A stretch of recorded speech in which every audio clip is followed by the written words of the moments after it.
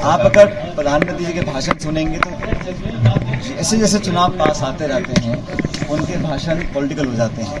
और मुझे उम्मीद थी कि आज जब वो आए हैं, पिछले 6-7 महीने में कई आधा दर्जन बार वो आए हैं, आज भी इन्होंने ERC पेपर की घोषणा नहीं करी।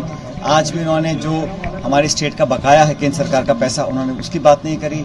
और बहुत सारे प्रदेश के मुद्दे हैं जो हमारे तमाम जो 25 सांसद लोकसभा के हैं, कई बार वो हमने भी उनको आग्रह किया कि आप इन मांगों को पूरा कराएं, लेकिन दुर्भाग्यवश वो काम पूरा नहीं कर पा रहे हैं। और सदन चल रहा है पार्लियामेंट, और वहाँ पर अविश्वास प्रस्ताव विपक्ष लेकर आ रहा है, लेकिन मणिपुर के मुद्दे पर जिस प्रकार से उन्होंने मौन व्रत धारण किया हुआ है, और वहाँ पर हम सब इतना चाहते हैं कि चर्चा हो, चर्चा होने के बाद एक उचित कार्रवाई हो, क्योंकि आज 3 महीने हो गए हैं और हमारा एक उत्तर पूर्वी क्षेत्र का एक महत्वपूर्ण राज्य, जहाँ पर 3 महीने से सरकार नाम की चीज़ बची नहीं है, जनता का इकबाल खत्म हो चुका है। वहाँ इतनी मौतें हो गई हैं, एक तरह का आपस में जो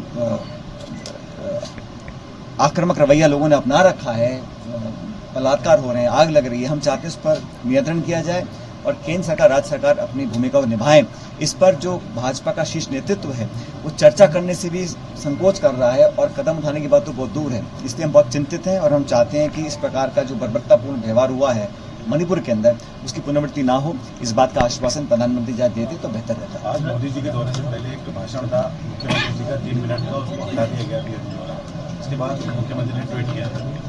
मैंने कहा ना, जो मुद्दे हम चाहते हैं प्रधानमंत्री जी या केंद्र सरकार उठाए, उसको वो कराने में बिल्कुल नाकाम रहे हैं। जनता के हित के मुद्दे जो हम चाहते हैं, हम ERCP की बात करते हैं, हम चाहते हैं हमारी रेल परियोजनाओं का बहुत पैसा अटका पड़ा है, हमारा जो हिस्सा है प्रदेश सरकार का GST का, बहुत सारे टैक्सेस हैं, वो पैसा पूरा मिला नहीं है। और योजनाओं में जो सहयोग मिलना चाहिए वो पक्षपातपूर्ण तरीके से कार्रवाई कर रही है केंद्र सरकार, ये अब जग जाहिर हो चुका है।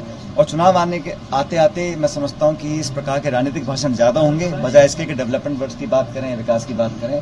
तो उनका जो भाषण था वो बिल्कुल जो उम्मीद हम करते थे लगभग उसी प्रकार उन्होंने भाषण दिया। देखिए, मैं समझता हूँ कि भारतीय जनता पार्टी के पास कोई मुद्दा बचा नहीं है, और मैं इस बात को पहले भी कह चुका हूँ कि केंद्र में तो भाजपा सरकार में है, वहाँ विफल रही। राजस्थान में भाजपा विपक्ष में, यहाँ भी विफल रही।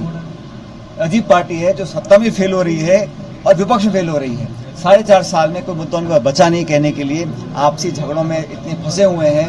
और जो एक जिम्मेदार ऑपोजिशन का काम होता है सदन के अंदर, सदन के बाहर, उस काम वो कर नहीं पाए। इस प्रकार की बातें फैलाना और एक चर्चा करना चुनाव से पहले, भाजपा की पुरानी आदत है। लेकिन कांग्रेस पार्टी आने वाले समय में तेलंगाना, छत्तीसगढ़, मध्य प्रदेश और राजस्थान, इन 4 राज्यों के चुनाव होंगे साल के आखिर में, और मुझे पूरा विश्वास है कि चारों राज्यों में सरकार कांग्रेस पार्टी की बनेगी।